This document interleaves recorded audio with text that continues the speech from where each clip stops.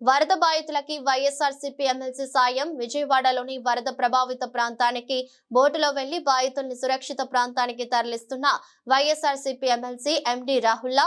బాధితుల్ని ఆదుకోవడంలో కూటమి నేతలు ఆలక్ష్యం పట్టించుకొని ఎమ్మెల్యేలు, మంత్రులు చొరవ తీసుకుని సాయం చేస్తున్న ఎమ్మెల్సీ ఎండి రాహుల్లా.